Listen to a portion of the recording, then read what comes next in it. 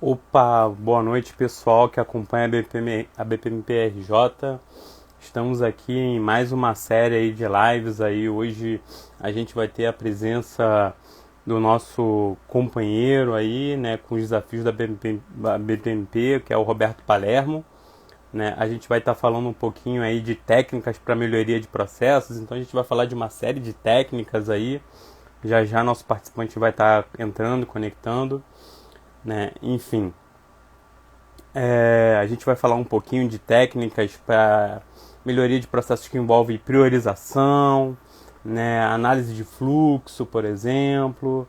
Né? Então a gente vai estar falando de uma série de técnicas aqui, o conceito delas, o como aplicar. Na verdade, esse tema é um tema aí sem fim, né? A gente pode ficar aqui 1, 2, 3 horas falando um pouquinho, que é um tema que rende bastante, tem uma série de técnicas, né, aplicáveis a esse mundo de processos, não é só um, só a área de processos que usa essas técnicas, enfim.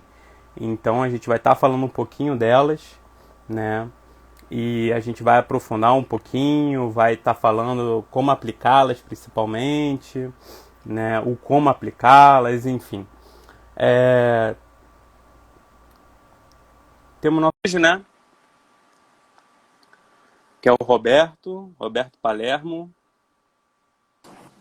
Opa, Roberto, Fala, boa noite, Daniel. tudo bom? Tudo bem? Beleza, irmão. Tá me ouvindo bem? Cara, tô te ouvindo bem, tô te ouvindo bem. Vamos lá. Cara, o prazer é enorme tá conversando contigo hoje aqui, né? Que bom que tu aceitou esse nosso convite para falar para a comunidade, enfim, a gente ter esse nosso bate-papo aqui, esse tema que é um tema que se a gente puder, a gente fica 2, 3, 4, um dia inteiro falando aqui, né? Então Infinito, né? tem ferramenta, né, para a gente aproveitar à vontade, né? Mas, enfim, queria te apresentar para a comunidade, né? Enfim, o Roberto, ele trabalhava com a gente, principalmente junto com a BPMPRJ na parte de voluntários, né, Roberto? Isso. E recentemente integrou o grupo aí de delegados regionais do Rio de Janeiro. Bom, Roberto, te apresenta aí para a galera, né? Enfim, teu currículo aí, tua formação. Beleza. Vamos lá. Eu sou formado em administração, pós-graduado em gestão de negócios e atuo com processos há mais ou menos uns 12 anos, vamos dizer, mais ou menos assim. Sendo 5 deles em escritório de processos e né, o resto em área de negócio mesmo, em área técnica. Eu sou CBPP desde 2015, Greenbelt, desde 2018, e é aquilo, sempre no aprendizado, aprendizado constante. E fico muito honrado, cara, pelo convite de fazer parte do, do comitê, né, gestor da BMPRJ, porque é aquilo, é contribuir um pouco, né, com a comunidade de processos que tanto contribuiu, que tanto contribui comigo aí no dia a dia. Então é uma satisfação muito grande. Bacana, bacana. E como é que tu recebeu esse convite de compor aí o comitê regional, enfim? Pô, cara, eu fiquei feliz porque eu entrei como voluntário porque eu queria fazer parte de, assim, de qualquer jeito, né? Eu queria contribuir. De alguma forma, a gente trocava muito lá no grupo do voluntariado. E quando o Emerson me convidou, pô, eu fiquei muito feliz, cara. Assim, porque é uma realização, né? Pessoal e profissional. Porque a gente lembra de toda uma trajetória. Né? É um caminho de altos e baixos, de aprendizados. E quando a gente chega pode, a compor, né, o comitê da BMP, pô, assim, foi uma satisfação muito grande, a felicidade muito grande. E passa um filme na cabeça, né? Fiquei muito Bacana, feliz. bacana. Eu costumo falar que participando, né, tendo esse trabalho, não é um trabalho, claro, como voluntariado, né? A gente trabalha como voluntariado, independente de se é só o comitê voluntariado ou, de fato, os membros que compõem ali o comitê de fato, né? O trabalho é todo voluntariado. Mas, enfim, eu aprendo muito, tá? Eu aprendo muito, aprendo todo dia, né? Tem coisas assim que, tipo, a gente tem a oportunidade de fazer, consegue realizar, consegue fazer coisas que são super difíceis de fazer nas nossas organizações. Eu sempre falo isso, né? Enfim. Então, é um prazer muito grande estar participando, estar tendo essa troca com todos, enfim. É bem satisfatório. Bom, vamos entrar no tema, né? Vamos, Vamos lá. Roberto está apresentado para a comunidade, enfim, então vamos entrar no tema. Hoje a gente vai falar de técnicas para melhoria de processos, né? E aí a gente separou aqui um monte de técnicas para a gente já começar a falar. A gente vai fazer a proposta é a gente fazer bem um bate-papo mesmo, né? Um bate-bola. Você que está assistindo a gente, de fato, se tiver alguma ferramenta que vocês tenham alguma curiosidade a mais, citem aí, né, para a gente no chat principalmente, enfim, pode trocar bastante conosco mesmo. E aí a ideia é dar um overview sobre todas essas ferramentas, né, não todas, né, mas algumas delas, o que a gente acabou julgando aqui como as principais, a que a gente acaba utilizando mais, enfim. Palermo falou do tempo de estrada dele, tem um tempo meu de estrada, enfim, a gente já se esbarrou com algumas. Tem as queridinhas que a gente sempre usa, né? Enfim, que praticamente todo o projeto de modelagem de processo a gente acaba, de transformação de processo, a gente acaba utilizando, né? Mas, enfim, então qualquer dúvida que apareça aí, ou qualquer pergunta adicional, interesse aí adicional, fala com a gente aí que a gente aprofunda, enfim, se a gente souber também, né, Palermo? Então, se a gente não souber, na próxima live a gente faz uma live só para isso, para tirar as dúvidas. Então, isso aí. Bom, vamos começar, né? A gente priorizou aqui alguns assuntos, né, que abordam e falam um pouquinho dessa técnica, né, de melhoria, ferramentas para melhoria de processos, né? Eu estava até falando um pouquinho antes de tu entrar, Palermo, que essas ferramentas elas não são exclusivas do mundo de melhoria de processos, da gestão por processos, né? Então, são ferramentas que vieram lá da qualidade, por exemplo, né? São muito aplicadas no mundo de gerenciamento de projetos, por exemplo, mas que são perfeitamente aplicáveis no nosso contexto ali de transformação de processos, né? Enfim, por exemplo, muitos dos projetos que, por exemplo, eu desempenho, né? E deve ser o teu caso, muito parecido, são aqueles de transformação de processos ali e tudo mais, que às vezes precisa atacar uma causa específica, enfim, nessas condições assim, o que tu costuma usar, enfim, que ferramenta é a queridinha, é a preferida, que dá maior resultado, enfim, na tua visão, Cara, claro, né? acho que quando a gente fala de transformação de processos, eu acho que não tem muito como fugir do fluxograma, né? Que é porque a gente precisa, é polêmico, né? Fluxograma é uma ferramenta bem polêmica, é às vezes mal utilizada, então aí gera toda essa polêmica. Mas, por exemplo, a gente precisa ter um cenário, a visão do cenário atual. E o fluxograma, ele traz bem isso. Ele consegue representar bem isso. Então, quando a gente fala no processo de redesenho, eu acho que é o ponto de partida. É o fluxograma para a gente, a partir daí, trabalhar todas as outras do processo.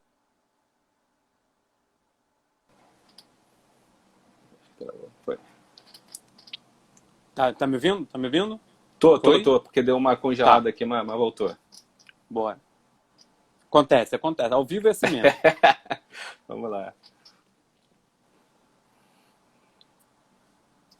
Bom, então, aí a gente tá fazendo, né, o trabalho lá a gente acaba utilizando muito fluxograma, né? Não tem como. Eu costumo falar que fluxograma é uma grande ferramenta de comunicação, né? Na verdade, se a gente pegar 5 equipes diferentes e fazer um grande teste ali do que cada um pensa do processo e tudo mais, sairão fluxos diferentes ali, né? É Uhum. muito o contexto das pessoas que estão ali envolvidas, né? E o quanto eu tenho a capacidade de transformar tudo aquele relato que está sendo compartilhado, de fato, numa representação gráfica, num fluxograma, né? Como tu bem disse. Então, o fluxograma realmente ele é bastante utilizado e costumo falar principalmente com o time que, cara, se a gente quer comunicar algo, a gente consegue comunicar algo se a gente consegue fazer um fluxograma que representa bem ali a realidade, né? Enfim. Uhum. Mas, por exemplo, quando a gente precisa ali, situações de, eu preciso saber qual é a causa ali específica que está afetando aquele fluxo de trabalho, aquele processo específico, Uhum. enfim. Que ferramentas aí que tu tira aí da caixa de ferramentas aí e aplica de repente? Bom, eu acho que as mais disseminadas, né, quando a gente fala de causa e efeito, é o diagrama de Chikawa, né, o espinha de peixe, e os 5 porquês. Eu vou falar um pouquinho dos 5 porquês, aí depois eu jogo a bola para você do Ishikawa. O cinco porquês, Escolheu, então beleza. escolher, é uma técnica interrogativa, né, como já diz o nome. E eu brinco, eu atribuo ela a nós, profissionais de processo, quando a gente chega num setor, né, numa área para entrevistar alguém, que lá de longe, quando alguém vê a gente chegando, fala, ih, lá vem o cara de processo. Porque eu sei porque ele é um pouco disso, porque ele consiste basicamente em perguntar o porquê. Né? Ou seja, a gente tem um problema e a gente é uma técnica interrogativa que você pergunta o porquê daquele problema. Então, para exemplificar, vamos supor que uma empresa está apresentando o atraso nas entregas e não era um comportamento comum, né? Determinado período apresentou lá um atraso nas entregas. E aí você vai avaliar, mas por que as entregas atrasaram? O problema é esse. Eu quero falar, porque não tinha produto no estoque. Né? E aí você vai desdobrando, mas por que não tinha um problema do estoque? E com isso a gente alcança a causa raiz. Apesar do nome ser 5 porquês, né, não necessariamente precisa perguntar 5 vezes porquês, pode ser menos, pode ser mais. Mas assim, isso pode ser infinito, pode não ter fim. Então, depende muito também do profissional de processos entender qual é o limite ali de profundidade da informação para ele entender que aquela causa ali, aonde ele chegou, já dá para trabalhar, para reduzir ou para mitigar aquele problema. E normalmente é usado para problemas menos complexos, né?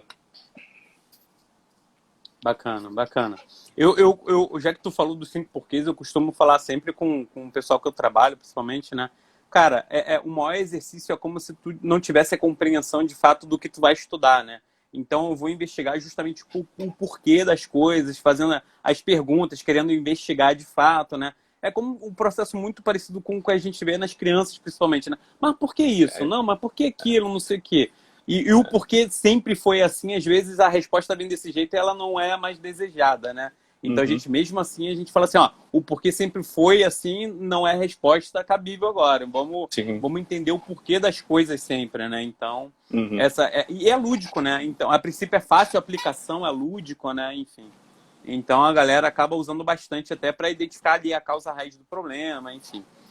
Mas já que tu passou para mim a bola do... complementa aí. Já não, me ajuda aí, pô. Não, e rapidinho, porque assim, normalmente o primeiro porquê é fácil. Né? Quando fala assim, a pessoa já tem até, por isso.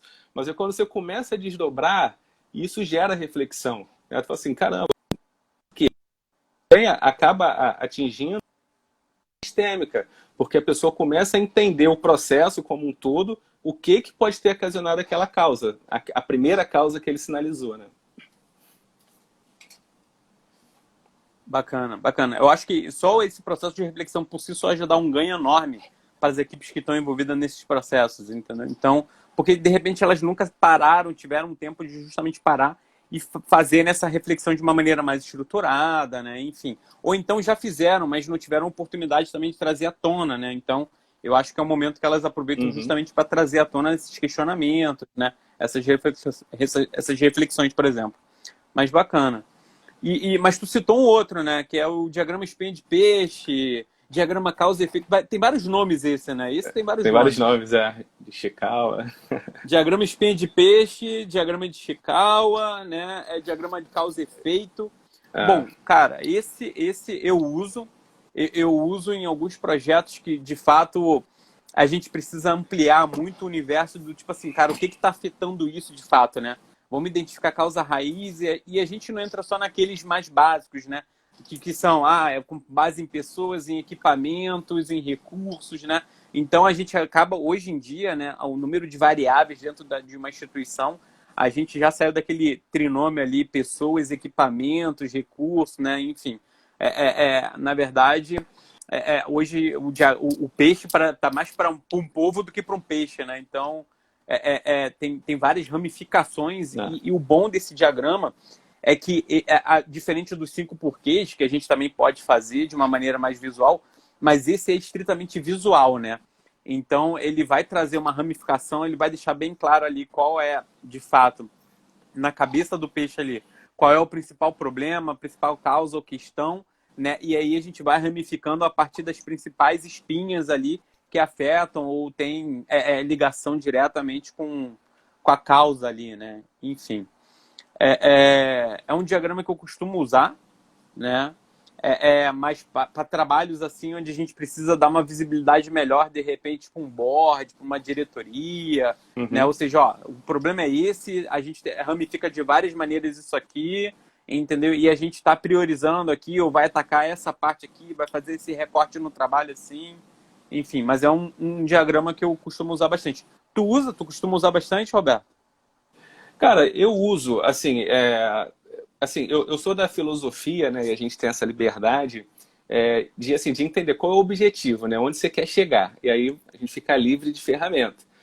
Mas eu uso, eu quando entendo que aquele processo precisa, acho que cabe, que é adequado, eu utilizo sim. Eu utilizo sim. Eu tenho atuado em algumas frentes um pouco diferentes, com umas outras abordagens, que eu estou um pouco distante das ferramentas. Mas sempre que eu posso, eu uso. E eu acho interessante do Ishikawa que ele traz uma visão ampla de que um problema ele pode ser influenciado por diversas causas diferentes, né? Ou seja, quando você falou, ainda que sejam só os 6M, hoje não se limita a isso, né? Mão de obra, máquina e tal. Cara, um problema, um único problema, ele tem causas, pode ter causas em vários aspectos diferentes. E isso é legal que ele traz essa visão, né? Ele não te limita àquela visão ali, o problema está aqui, não. Ele traz a visão, é um conjunto de coisas, né, que contribui para aquilo acontecer. Pois é. Hoje é uma infinidade de coisas. Quando a gente vai ver, a gente até tem que segura um pouco a onda, porque senão amplia muito e a gente não fecha É, nem o escopo, né? Porque aí aparece uma série de coisas, tudo. enfim. Então, bacana.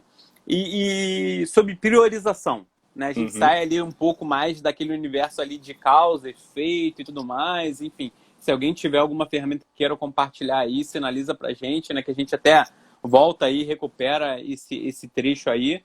Mas priorização, né? Um grande drama das organizações hoje em dia É.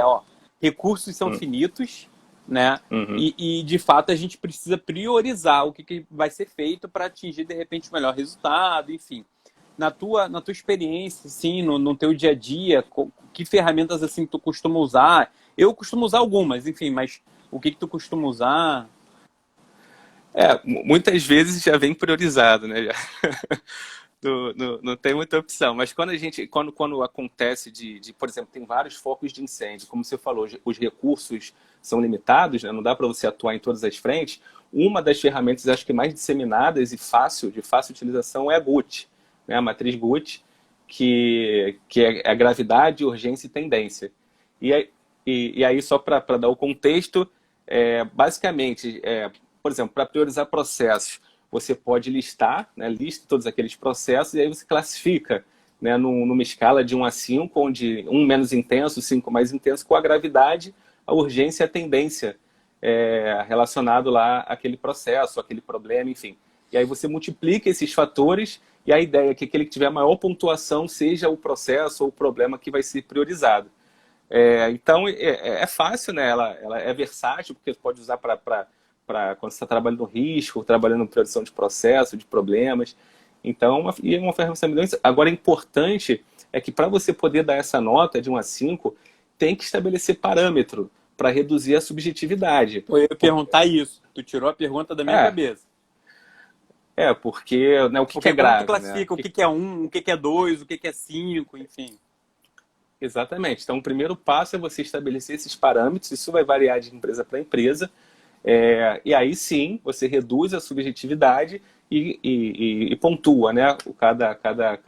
Cada item desse. E aí é legal que participe dessa análise quem participa também do processo, quem tem conhecimento daquilo, não só a área de processo, profissional de processo. E aí você consegue chegar numa matriz onde, né, o ideal é que aqueles que têm a maior pontuação sejam os processos ou os problemas priorizados a serem atacados. E essa matriz é Excelzão mesmo, né? É planilha Excel e vambora. O item e É, classificado ali nas colunas gravidade, urgência e tendência. é. Aí, Daniel, só pegar um gancho aqui que o meu professor, João, foi aluno dele na faculdade, ele está sinalizando que a prioridade hoje se dá Bacana, em pô. função da necessidade do cliente. De fato, Legal. uma das abordagens, eu acho que quando a gente fala do pensamento estratégico do BPM, né, quando não é desdobrado da estratégia, que a estratégia tem que olhar para o cliente, não tem jeito, uma das maneiras é você atacar o processo que tem lá a interface, a interação direta, a entrega de valor direto para o cliente, né? Então, concordo, professor. Eu acho que essa, até onde eu trabalho hoje, é uma abordagem que a gente tenta aplicar. É olhar para o cliente, assim, o que que gera valor direto para ele. A gente parte daí. Bacana, hein? Bacana ter o João aqui, um dos nossos telespectadores hoje aqui, né? Pô, cara, Prestigiando aqui. uma Bacana, honra. bacana. É, Bacana. Também me sentindo responsabilidade, honrado também. Isso aí. ó a responsabilidade. Isso aí. Bacana, bacana. Muito, muito bacana isso. E tem algumas que, além dessa de Gucci, né? Eu posso citar outras aqui, por exemplo, que eu uso também, né? Uso muito, por exemplo, árvore de decisão, né? Eu uso muito competências de projetos também na análise de processos, por exemplo, né? E essa questão da árvore de decisão é uma técnica muito importante, porque a gente consegue priorizar ali e tangibilizar ali até financeiramente para, de repente, para tomada de decisão mais fácil, né? Então, tu tem alguns caminhos ali que tu decompõe. Então, se isso acontecer, a gente tem todo um cenário de melhoria de processos e tudo mais.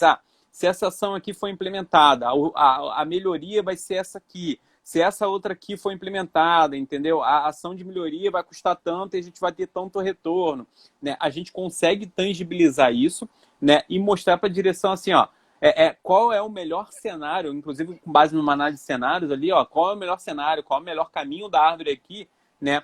Que vai gerar o melhor retorno, né?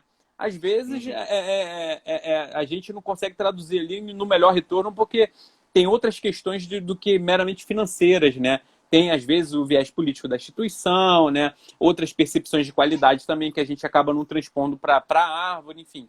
Mas ali a gente consegue traduzir até matematicamente, ó, matematicamente o resultado melhor é esse, né? É uma combinação de resultados ali. A árvore de decisão, por exemplo, eu costumo muito usar, né? E o queridinho de tudo, pelo menos eu não sei de todos, mas o meu que eu uso também é o velho Pareto, né? Pô, cara. O velho 80-20, né? O velho 80-20 a gente fala desde bons tempos da faculdade, né? Uhum. Era uma briga fazer até no Excel antigamente, né? Tu tinha que combinar célula, linha com a coluna Uhum. ali, fazer isso num gráfico não era tão legal. Hoje em dia, com o avanço aí do Excel, principalmente, facilitou muito, né? Esses gráficos praticamente já vêm prontos e tudo mais. E aí Uhum. a gente consegue, né, aplicar de fato aquela filosofia, né? De fato, 20%, 80% dos seus problemas são resolvidos ali com 20% dos recursos ou do esforço ali destinado para aquilo, né? Então é uma Uhum. técnica interessante, né? Uma técnica que já vem sendo aplicada aí e já foi bem avaliada aí durante anos e anos, né? Então a gente ainda consegue utilizar no nosso dia de trabalho. Tu tem alguma experiência do uso dessas ferramentas aí, Palermo? Cara, o Pareto eu gosto muito, cara. Eu sou fã, aplico com muita frequência. É, e ele evita aquela situação de repente você gerar um esforço de trabalho grande num motivo, né, que é pouco representativo quando a gente olha para o todo. Então isso evita, ou seja, isso ajuda a ver onde você tem que atacar. Né, o que é vital, ele até classifica vital e trivial. Só que aí eu acho que a gente, como profissional de processo, né, eu vou dar um exemplo aqui que eu acho bacana. Por exemplo, vamos supor que a gente tem lá uma hotelaria, qualquer negócio que tenha lá uma lista de reclamações. Né? E aí vamos supor que periodicamente você avalia lá quais são as reclamações que estão acontecendo. Aí você lista, é importante a gente trabalhar a Pareto, a gente tem que conseguir quantificar, né? Porque hoje muita coisa do processo a gente não consegue quantificar. Então é fundamental conseguir quantificar esses motivos que estão aparecendo, lista lá, né? Aplica lá o percentual acumulado e aí, como você disse, o princípio é esse. Então, basicamente, 80% das reclamações estão concentradas em 20% dos motivos. Né? Em geral, não é 80-20 certinho, mas em geral, a maioria das reclamações estão concentradas em poucos motivos. Então, se você ataca aqueles poucos motivos, você já está eliminando 80% do problema. Mas assim, ainda tem aqueles outros motivos que ficam lá embaixo. E aí eu acho que a gente, como profissional de processo, né, que tem que estar atento aos detalhes, e hoje detalhe é vantagem competitiva, né, porque hoje um detalhe A gente vai falar de vantagem competitiva hoje. é, A gente vai falar de uma influ, ferramenta que fala sobre isso. influencia a tomada de decisão do cliente, então a gente tem que estar atento a isso. É claro que como área de processo, de repente a gente não vai ter esforço para atacar tudo. Mas existem outras formas de envolver as equipes, né, quem atua na linha de frente, para trabalhar também melhoria, mas é um assunto para uma outra live. Bacana, bacana. Bom, eu não sei, tá? Mas, tipo, quando eu sou chamado, né, dentro da organização, enfim, né, a equipe é chamada, né, dentro da organização para fazer um trabalho de melhoria de processo, transformação de processo, é porque a coisa tá pegando, né? Então, de fato, a gente está num estágio atual e tem-se a percepção de que aquele estágio não é tão positivo, né? E que a gente precisa mudar para um outro estágio. Então, na verdade, resumindo aqui em miúdos, é resolver problema, né? Então, mas não é resolver problema, apagar incêndio. De fato, a gente precisa ir com outro patamar de operação, né? Enfim, na maioria dos casos é isso, né? A gente tem que abandonar uma forma como ela é feita, que não gera tanto resultado, para de fato absorver, começar a tocar uma operação que de fato dê resultados cada vez maiores. E nessa vida de resolução de problema, né? Fazendo esse recorte agora, saindo um pouquinho mais da vida de priorização, mas indo para um lado mais de priorização, quer dizer, de resolução de problema. Isso, para a operação. Que ferramentas assim tu costuma utilizar? Cara, tem uma que eu acho bacana, porque acho que ela é democrática, que é a A3, né? Que basicamente a ideia é de que as informações relevantes para a resolução do problema, elas têm que caber, né? Tem que estar visíveis e caber numa folha de formato A3, né? Que é aquela folha um pouquinho maior. E aí ela segue a lógica do PDCA. Ou seja, ali tem que estar qual o problema, qual o contexto do problema, né? Qual a situação atual, qual o estado atual, qual o objetivo, análise de causa raiz,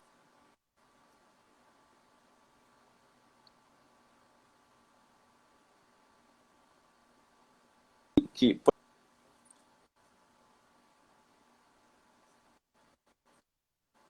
né, para onde ele está indo e onde que se chegou, né, naquela lógica. Tá? Por que eu estou executando essa ação?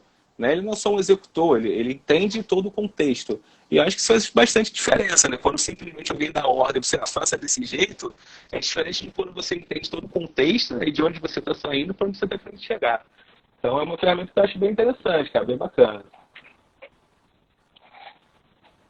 Bacana. Eu uso, tá? Eu uso essa Usa? do A3, né? Uso. E tipo assim, cara, eu uso porque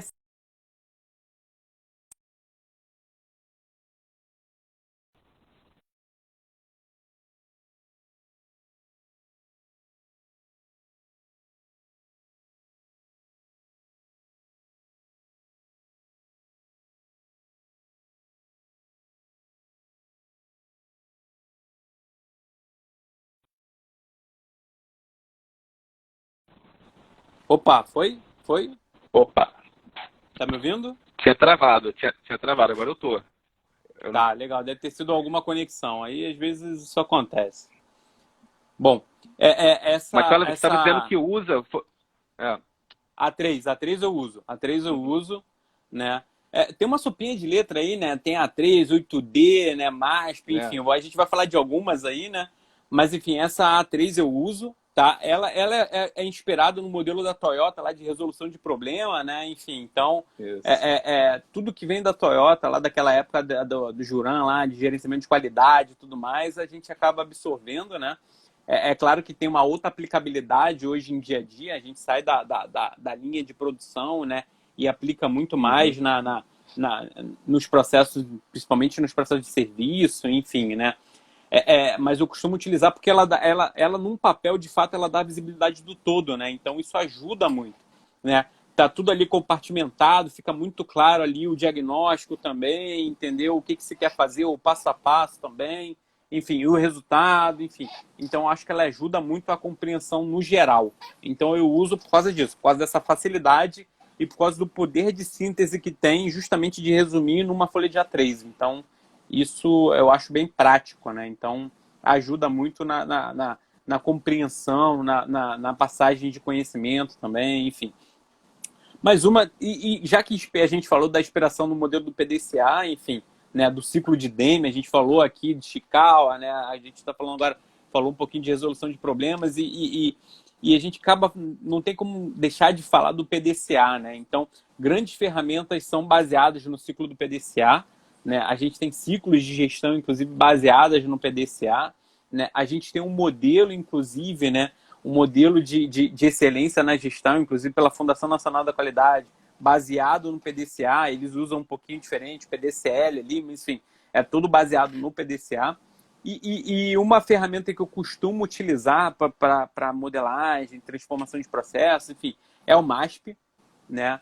Então, enfim, que é ali basicamente, né, em 8 etapas ali e tudo mais, mas acaba seguindo o PDCA ali, que é a questão de identificar bem a questão do problema, por exemplo, né? Além da identificação do problema, tem um espaço reservado ali para observação também daquele problema, né? Enfim, tem toda uma análise a partir da observação daquele problema, né? Então a gente vai analisar, saber de fato os impactos que aquilo ali gera, quais são. Aí nessa questão de análise, a gente pode, inclusive, utilizar outras ferramentas, como a gente já falou aqui, né? Como o próprio 5 porquês, o diagrama de causa e efeito, ou seja, uma ferramenta também acaba entrando na outra, né?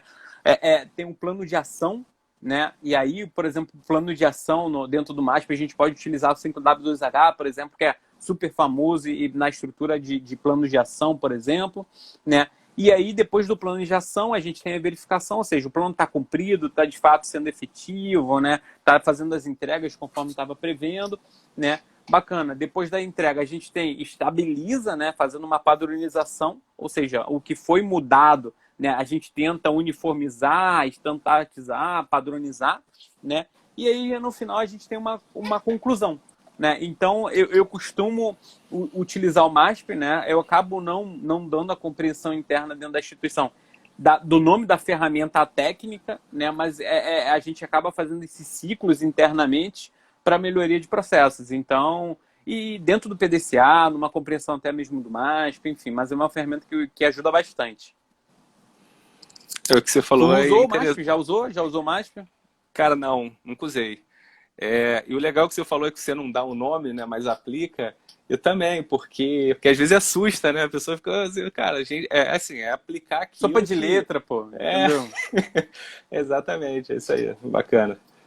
O pessoal bem interessante. Fala, não, a coisa já é meio enlatada, coisa de consultoria, não sei o quê, o pessoal meio que Exatamente. desacredita. Então, tipo assim, vamos seguir um caminho que a gente acredita, mostrando que dá resultado. E aí, a primeira vez que deu resultado, a segunda vez que deu resultado, começa a ganhar consistência, o pessoal, de fato, gera credibilidade no trabalho, principalmente. Então, não importa o nome que se dá, o importante é a técnica que está por trás. Então, e que, de fato, ela traz resultado, né? Então, bacana. E para, por exemplo, a gente falou de... O que a gente falou aqui hoje? A gente falou de causa e efeito, a gente falou de priorização, a gente falou de resolução de problema. E pro chefe, por exemplo, chega teu chefe e fala assim, pô, preciso tomar decisão, entendeu? E aí, que ferramentas que a gente acaba aconselhando para esse pessoal?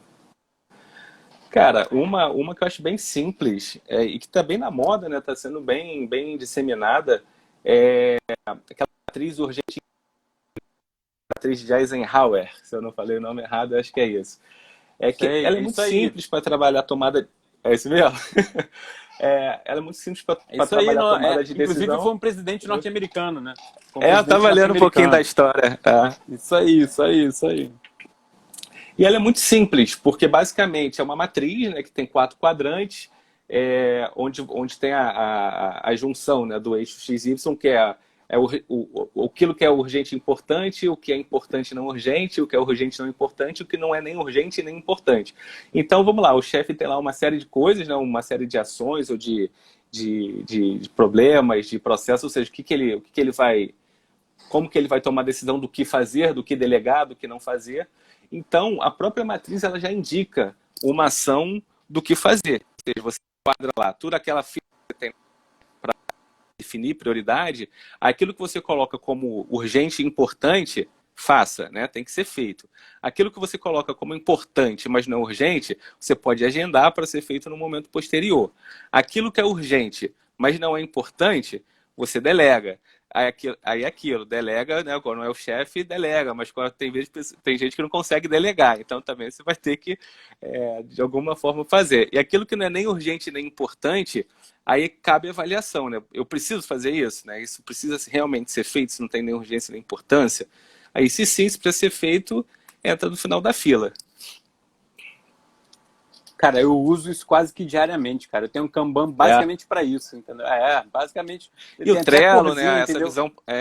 O Trello hoje dá para você construir essa visão no Trello. É bem dinâmico, né? É bem fácil de utilizar essa matriz. E uma vez que tu pratica, é fácil internalizar, enfim, então tu consegue despachar muita coisa no teu dia a dia e eu acho que, para mim, pelo menos, tá? Tu tem ganhos de produtividade, de organização de fila de coisas que tu precisa fazer, entendeu? Bem importante. Então, acho que de fato é uma matriz interessante, assim, né? Ela ajuda a priorizar de fato e a organizar a fila de coisas que precisam ser atendidas de acordo com a sua relevância, importância, né? Até da natureza dela mesma, ou seja, tem coisas que não tem como delegar, como tu falou, né? Tá contigo, então É, tu só tem que ver se é importante ou urgente, é né? isso aí. Então, isso aí, bacana. Eu tenho uma outra ferramenta. Eu tenho uma outra ferramenta também que Qual? geralmente quando me vem com um grande pepino assim, ó, a diretoria precisa priorizar. Só que a diretoria quer puxar de um lado, outra parte quer puxar para outra e tudo mais. É assim, né? O mundo das organizações, da gestão, né? Cada um querendo, de fato, é aquela disputa saudável dentro da instituição, mas sim, é uma arena de disputa, né? Enfim. E eu uso aquela ADP, né? ADP. Não sei se tu já ouviu falar, mas é uma matriz, né? O que a gente, em administração, a gente não resolve por matriz, né? É, É bem cartesiano, X e Y. Então, é, matriz SWOT, matriz BCG, pô, é o mundo das matrizes, cara. Então, é. a gente consegue resolver muita coisa com esse pensamento cartesiano, né? A gente consegue priorizar muita coisa dessa forma, né? E tomar decisões com base nesse universo de priorização. Mas essa matriz ela é um pouquinho diferente. Na verdade, ela é uma matriz quase dimensional, né? Ela foge um pouquinho do eixo só X e Y, né? E como é que ela é organizada, principalmente, né? Ela é organizada de forma muito relativa, né? E aí são feitas perguntas assim do tipo assim, esse aspecto aqui, ou esse cenário, ou esse atributo de decisão, né? O quanto ele é mais relevante do que o outro atributo. Então, nós temos, por exemplo, atributo A e B, né? Em relação ao atributo A, né? Vamos supor que a gente esteja jogando o atributo B, né? Em relação Uhum. ao atributo B em relação ao atributo A, ele quanto mais importante ele é, ou quanto mais priorizado ele precisa ser e tudo mais. Ele é mais priorizado ou menos priorizado? Bacana. Aí você vai lá e guarda aquela informação. E, na verdade, todos ali fazem aquela votação que representam, no final, uma composição numérica, enfim, tem uma ponderação numérica, né? Muito parecida ali com a GUT e tudo mais. Uhum. Enfim, claro que tem que ter cuidado com tirar aquela subjetividade, ou seja, o que é muito relevante, o que é pouco relevante, né? Esses critérios têm que estar bem estabelecidos ali para cada um não tomar uma decisão ou acabar avaliando ali de uma maneira diferente, né? Mas, enfim, e ela vai pontuando assim, então atributo C, atributo D, atributo E, o quanto cada atributo é mais relevante do que o outro, né? E Uhum. aí tu vai fazendo comparações entre um e outro, né? E aí no final tu tem uma ponderação sobre todas essas notas, né? É um método bem interessante, né? Tem ferramentas mais sofisticadas para Isso que eu ia falar. conduzir essa dinâmica, né? Mas também é fácil de fazer dentro do Excel também, né? Enfim, tem uma série de modelos aí disponíveis na internet. Eu tenho alguns também. Depois é só me procurar que eu forneço alguns também, enfim. Mas é um modelo interessante do tipo assim, ele é bem democrático e a gente vai vendo que, na verdade, a gente só vai ver o resultado no final, né? Então, cada um vai julgando o quanto é mais relevante que o outro e no final, ó, o final é esse, entendeu? Tem toda uma métrica por trás, matemática, não sei o quê. Mas é bem interessante, porque não tem aquele... A gente não consegue determinar ali, né, um perfil de votação ali dos participantes, né? Então, cada um vota de uma maneira até bem democrática também, do que cada um acha, enfim. Então, dá espaço para um voto também mais democrático, né? E é uma forma de obter consenso na direção que, às vezes, não é uma coisa tão fácil de se obter, né? Uhum. Então, E aí pode se priorizar, por exemplo, que processos serão priorizados dentro da organização, que precisam ser de fato transformados, alterados, né? Enfim, precisa se investir, né? Enfim.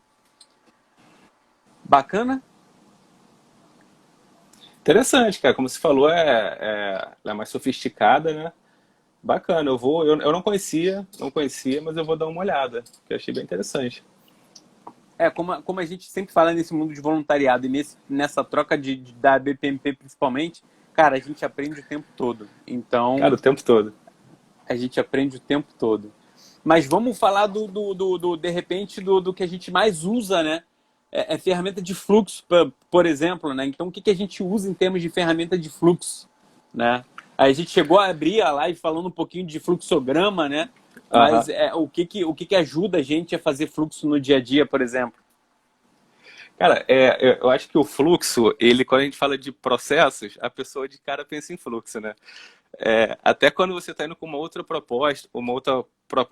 abordagem, a pessoa, você vai vir fazer o fluxo. Então, assim, eu acho que né, pensou em processo, pensa em fluxo.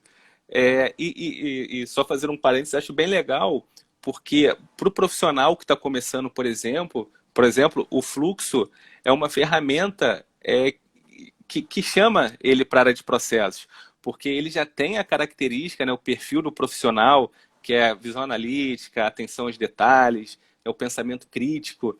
E quando ele, né, até essa visão lógica, e aí quando ele vê um fluxo, né, constrói o primeiro e consegue enxergar aquela visão lógica, aí o cara fala, pô, é isso que eu quero. Então, eu acho que ele, a ferramenta, ela é uma porta de entrada para novos profissionais, assim, de atração, né, para novos profissionais. E aí, falando de fluxo, tem várias formas, né, de você trabalhar um fluxo. Um que eu acho bem interessante, cara, que infelizmente eu não consigo usar muito, mas que eu acho bem legal, é o VSM, que é o mapeamento de fluxo de valor, né? Ele é muito útil para identificar e reduzir desperdício. E aí eu vou trazer um exemplo aqui. Basicamente, assim, a gente desenha as principais atividades que uma instância ou uma informação percorre. Aí eu vou trazer, por exemplo, um pedido de compra. Né? Quando você starta um pedido de compra, ele vai passar por algumas atividades. E aí é fundamental para esse tipo de fluxo você conseguir identificar o tempo.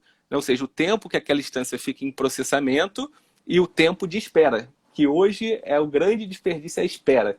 Né? Então você consegue acompanhar a partir do pedido quanto tempo que ele demora processando na atividade A, quanto tempo que ele espera até chegar na atividade B e assim vai. Com isso, a gente consegue medir, né, o que é chamado de lead time, e aí a gente vê, ou seja, qual o tempo de valor agregado de fato que aquela instância está em processamento, qual o tempo de espera. E aí o ideal é que você já desenhe a partir daquilo ali um modelo futuro e consiga trabalhar nessas esperas, que no Lean, né, espera é desperdício. Então, a gente trabalha com projetos de melhoria, enfim, como reduzir esses tempos de espera. Se a gente parar para olhar, cara, tempo de espera, olhando como cliente, cara, chega a ser absurdo. Né? Tem atividades que a gente como cliente, a gente vai ser atendido, vai fazer alguma coisa. Tem situações em que o tempo de valor agregado do processo ele é mínimo. Se você parar para somar, são minutos. E o tempo de espera é um tempo gigantesco de espera. Ou seja, isso é desperdício, né? Isso aí é o que tem que ser atacado. Então, esse tipo de fluxograma, ele traz essa visão. E aí não se limita a tempo, né? Tempo é um desperdício. Você pode trabalhar diversas outras visões e informações nesse tipo de fluxo para reduzir outros tipos de desperdício. Aqui a espera, aqui, o tempo de espera que eu sinalizei é um dos exemplos. Pô, eu tava crente. Cara, eu vou fazer duas considerações aqui rápidas, né? Eu tava crente que tu ia falar BPMN, mas daqui a pouco a gente fala então. Né? Vamos falar Aham. de VSM, já que tu trouxe, né? Bacana, né? Tu trouxe o mundo do Lean, né? Para essa nossa live aqui, para essa nossa conversa. Não tem como a gente não falar, né? Se a gente está falando de transformação de processo, a gente tem que buscar eliminar desperdícios, né? E essa filosofia Lean, ela vem para, de fato, trazer perspectiva de performance, melhoria, combate aos desperdícios, né? E Bom, eu trabalho também com gerenciamento de projetos, enfim, gestão de processos, Uhum, né? E o tempo todo a gente tem que combater na cadeia, né, do fluxo de trabalho, né, aonde de fato estão os desperdícios, né? Então, é ferramenta bem interessante, ela é super indicada, né, para justamente identificar onde estão os desperdícios no fluxo, né? Então, com o tempo ali, o dos handoffs, por exemplo, né? Enfim, então é uma ferramenta eu uso pouco, tá? Busco usá-la em várias outras abordagens e tudo mais, mas aí às vezes eu acabo, né, até adotando uma abordagem mais tradicional, que é a do próprio BPMN, por exemplo. A gente acaba utilizando, já que a gente tem uma cultura mais próxima a essa realidade de olhar para esses fluxos, de entendimento e compreensão desses fluxos, né? O VSM, às vezes, até mesmo para um público assim mais comum, que está acostumado mais com BPMN, talvez não consiga entender tanto ali e tudo mais, porque é um fluxo mais de análise, né? Para ver onde tem uhum, desperdício ali e tudo mais, apesar dele ser bem visual, né? Ele é bem visual uhum. mesmo, ou seja, né, em que etapa do trabalho eu tô, em que área que eu tô, né? Enfim, ele é bem visual. Eu uso muito BPMN, enfim, aí é meu dia a dia de trabalho mesmo, né? Faço inclusive na automação de processos, então é BPMN Legal. na veia mesmo, né? Então a gente tem que ser bem fiel, né? Principalmente aos artefatos ali. Então, o que de fato é uma atividade, o que de fato é um conector, o que de fato é um evento, um operador lógico ali, em fato você ser sincero, no início, né, da gente implantar essa cultura na organização, não foi fácil, né? Não é fácil ainda, né? Essa cultura ela não está totalmente num estágio, né, amadurecido, enfim. Mas a gente já tem grandes ganhos com a adoção dessa ferramenta, dessa notação, vamos dizer assim, né, de processos. Então, e eu acho que a grande parte do que ajuda de fato, a transformação do processo gerou resultado, a automação do processo, por exemplo, ela está funcionando com base nessa anotação, são grandes instrumentos para a gente ter credibilidade nessa forma de trabalho que a gente defende. Entendeu? Então, eu hoje utilizo o BPMN, o pessoal reconhece muito, o pessoal já até fala, não, mas esse operador lógico, quando a gente mapeia, né, a pessoa já está até interiorizada e fala assim, não, esse operador lógico não é assim não, ele é excludente, entendeu? É caminho assim ou outro, enfim. Então o pessoal já, no início, né, explicar isso era bem difícil, né? Mas o desenho ajuda, tá? A Uhum, capacidade de ajuda. comunicação por meio do desenho, ela é potencializada de maneira que ajuda bastante, né? E aí isso é um caminho que a gente acaba tomando ali no BPMN para ajudar isso, né? A gente utiliza muito como ferramenta de integração também, né, com outros fornecedores. Então é uma linguagem que é entendida e compreendida, né, pelo mundo aí fora, né? Então, por exemplo, uma consultoria precisa fazer algum trabalho interno, e os fluxos estão desenhados em BPMN, esse processo ele fica muito mais facilitado, né? Ou seja, esse ativo organizacional já fica disponível na organização, a gestão do conhecimento também, enfim. Então, outro permite fazer outros trabalhos, né? E tenho até um case para compartilhar que, cara, uma vez me perguntaram, não, mas isso a gente tem disponível, não sei o quê, como é que eu faço para ter acesso a isso, para poder aprender como isso? Consulta o processo, entendeu? O processo, do jeito que ele está desenhado, ele vai te dizer o que tem ali, que interações tem, que insumos você recebe, que produto ele entrega, para quem, entendeu? Então ficou bem Uhum, fácil, né? E o pessoal tem visto cada vez mais valor nisso, né? uhum. Bom, falamos de um monte de coisa já, hein, o Palermo. Então, quer dizer, É, Roberto Palermo, enfim. Palermo, Palermo. E aí, só pegando um gancho aí, antes da gente ir para o próximo tema do BPMN, é muito bacana o que você falou, e eu tinha sinalizado lá no início, né, a polêmica, né, do fluxo ou não. Eu acho o fluxo muito importante, a gente só tem que entender para que a gente está usando o fluxo. Né? É o que você falou, para automação precisa do fluxo, em notação técnica, né, quando, por exemplo, quando a TI vai desenvolver um sistema, é fundamental, né, esse conhecimento e notação técnica também, para a gestão do conhecimento é importante.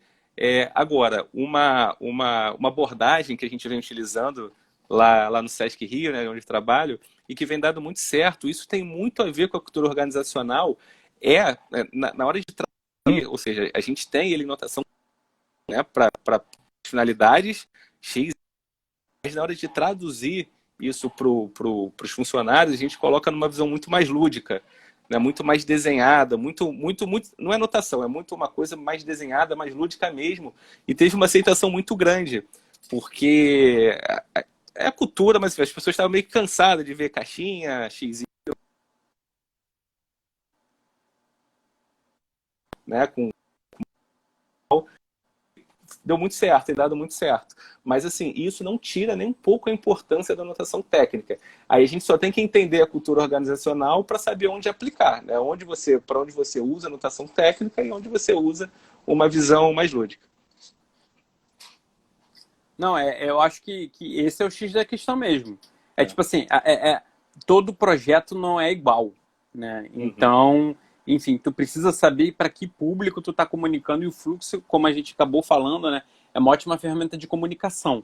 Então, um público vai precisar de uma comunicação mais técnica, ora o público vai precisar de uma comunicação menos técnica, né? E aí a gente tem alternativas para abordagens em formatos de comunicação técnica e não tão técnica, né? Então, cabe de fato ao profissional que está ali na ponta, desenvolvendo o trabalho, engajando as pessoas, principalmente, tipo assim, que abordagem que eu vou utilizar, né? E que vai dar melhores resultados, né? Isso é fundamental. Pô, bacana, E ter bacana. também. Não, e ter Pode ir, também, vai. porque às vezes, né, a pessoa não se sente, você está retratando as etapas principais do fluxo, ela fala, mas às vezes isso acontece antes disso, às vezes acontece isso, às vezes não acontece, e aí trazer também, ó, é uma visão lógica, é uma representação lógica das principais atividades, mas cara, o mundo é dinâmico demais. Então, naturalmente, né, as pessoas são pensantes, então, quando a pessoa enxerga uma forma de fazer aquilo melhor, mais rápido, ela faz. Então, se você olhar para o fluxo, mas isso aqui foi um pouquinho diferente, isso vai acontecer. Né? Isso é natural. Então, assim, a ideia do fluxo é trazer essa representação lógica. Né? Nem sempre ele retrata a vida como ela é, digamos assim. Mas ela traz uma visão lógica, né? Para quem está aprendendo, você consegue entender como aquilo funciona, mas no dia a dia existe um dinamismo nas atividades que são realizadas que podem, né, não estar representadas ali no fluxo. É isso que eu tento explicar, porque senão a pessoa é que desenha, entra lá no nível mais atômico da coisa. Não é que não esteja representado que está errado, né? Na verdade, você só precisa definir o nível de representação, né? Então, é isso aí. Isso aí. 2 profissionais do SESC hoje na mesma live, hein? Isso aí eu acho que é inédito, hein? Eu acho que é inédito. Mas bacana, bacana. Bom, então falamos de fluxo, falamos ali de tomada de decisão, falamos de priorização, falamos ali de priorização, causa e efeito, enfim. Acho que estamos ali, faltam alguns minutos para a gente encerrar, dá para a gente abordar algumas ainda, né, antes da gente fazer o fechamento, mas aquelas mais voltadas para a estratégia, né, ou seja, processos, estratégia, né, é um mundo que é muito próximo ali também. Né? A gente acaba falando de cadeia de valor, mapa estratégico, enfim, né? Quais que tu usa ali ou tem maior afinidade para usar no dia a dia, acaba tendo contato, enfim. Cara, lá onde no trabalho hoje a gente usa o famoso BSC, né? Que já é bastante disseminado, bastante utilizado e que direciona a empresa para esse olhar estratégico. Então, quando a gente, né, tem o pensamento estratégico do BPM, né, a forma estratégica de trabalhar BPM, é isso. Ou seja, tem lá as perspectivas do BSC, né, financeiro, cliente, processo e aprendizado.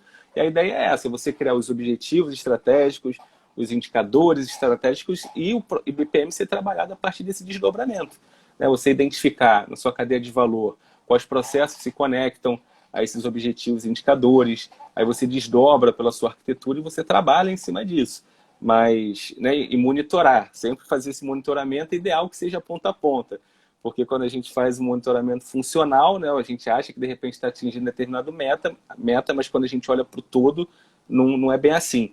Então, o BSC acho que é uma ferramenta bem legal, né, que a gente consegue ter uma visão de futuro, né, uma visão estratégica e consegue conectar, né, BPM, processo com estratégia. Bacana, bacana.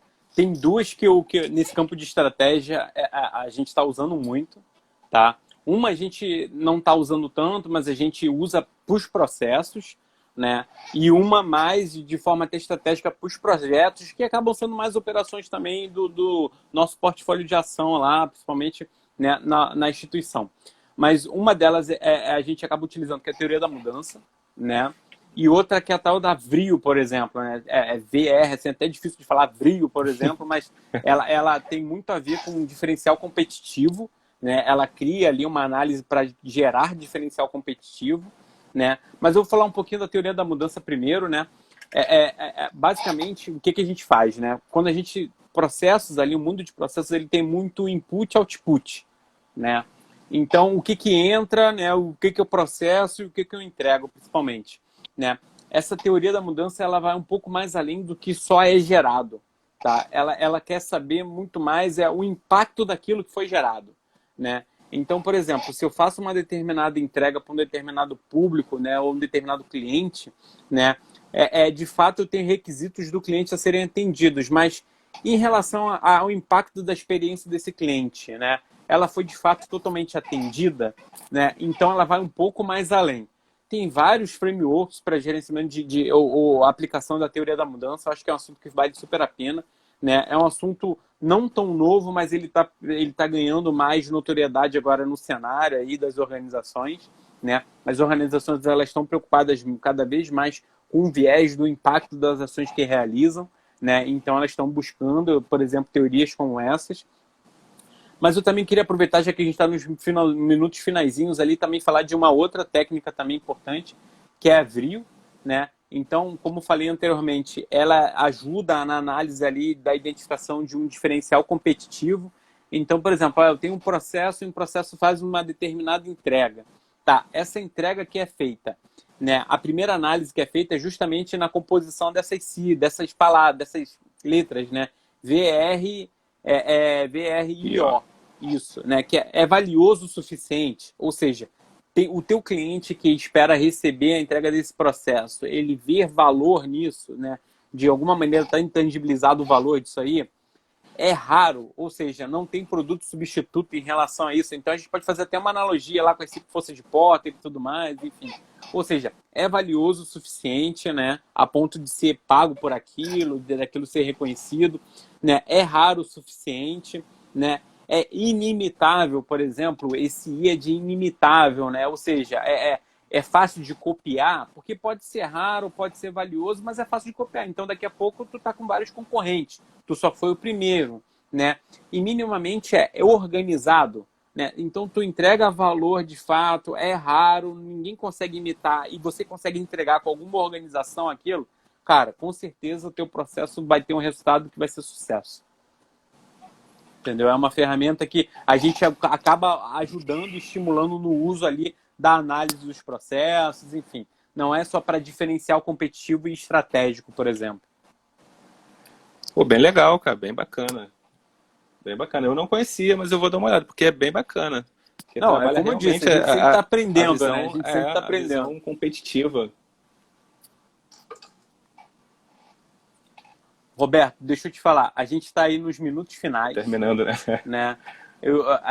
A gente queria te agradecer, né? Eu acho que tu trouxe aí uma série de conhecimentos, compartilhou conhecimentos conosco, aprofundou alguns que a gente já por acaso conhecia, enfim. A gente viu a aplicabilidade em alguns cenários. Bom, a gente deixa os minutos finais para a tua despedida, enfim, tuas considerações finais. Ah, cara, eu agradeço. A primeira live da vida, extremamente tenso. Que isso, mas não pô, deu mandou branco. super bem, Pô, pô. cara, não tô acostumado com esse tipo de coisa, mas assim, foi tranquilo, foi ótimo, acho que foi leve. Tem muita coisa ainda para falar, né, quando a gente fala de ferramenta, dá para explorar muita coisa. Mas eu agradeço, cara, a oportunidade de compartilhar, porque eu acho que é aprendizado. O tempo todo a gente está aprendendo, cara. Então, até quando a gente está ensinando, a gente está aprendendo. Né? Tem essa máxima aí, porque é isso, eu acho que é o que movimenta, né? O que faz a gente movimentar, principalmente produção de processo. Né? é muito movido a desafio, a aprender coisas novas e a esse ritmo intenso aí de aprendizado. Então, eu agradeço a oportunidade de fazer parte aí do comitê gestor e contribuir com a comunidade. E tamo junto. Vamos nessa que é só sucesso. 2021 promete aí. Cara, a gente queria te agradecer, tá? Então, muito obrigado. Foi a primeira, então vai ser a primeira de muitas ainda. Com certeza tu vai estar até do outro lado também fazendo também, não só participando, né? Então vai estar promovendo também com uma série de convidados também, enfim, em breve, né? Então, sucesso aí. A gente agradece a todos, né, que assistiram a gente hoje, né, que acompanham a gente principalmente, tá? Então, boa noite e até a próxima, pessoal. Valeu, Palermo. Falou, um abraço. Tchau, tchau, gente.